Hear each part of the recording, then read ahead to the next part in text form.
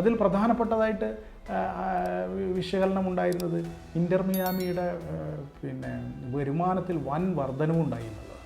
അവരുടെ ടിക്കറ്റ് സ്റ്റേഡിയത്തിൽ വന്നിരുന്ന കാണികൾ നിറഞ്ഞു കവിയുകയായിരുന്നു. മെസ്സി കളിക്കുന്ന ഇന്റർ മിയാമിക്കൊക്കെ വേണ്ടിയിട്ട് ആരാധകർ കൂടി വിളിക്കുന്ന, ആർപ്പ് വിളിക്കുന്ന ഒരു സാഹചര്യം ഉണ്ടാവുകയും ജനങ്ങൾ കൂട്ടം കൂട്ടമായി ഒഴുകിയെത്തുകയും ചെയ്യുന്ന ഒരു സാഹചര്യം. അപ്പോൾ ഈ സാഹചര്യത്തിൽ ടിക്കറ്റ് വരുമാനം ഉൾപ്പെടെ മറ്റ് സ്പോൺസർഷിപ്പ് എല്ലാത്തിലും മിയാമിക്ക് വലിയ വരുമാനം ഉണ്ടാവുകയും വരുമാനത്തിൽ വലിയ വർധനവുണ്ടാവുകയും ചെയ്തു.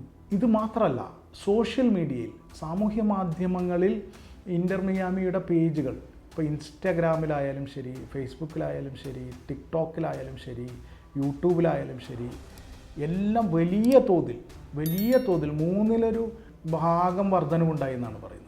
അതായത് ഏതാണ്ട് ഒരു 30% മീതെ വർധനവ് ഈ മേഖലയിലെല്ലാം ഉണ്ടായി.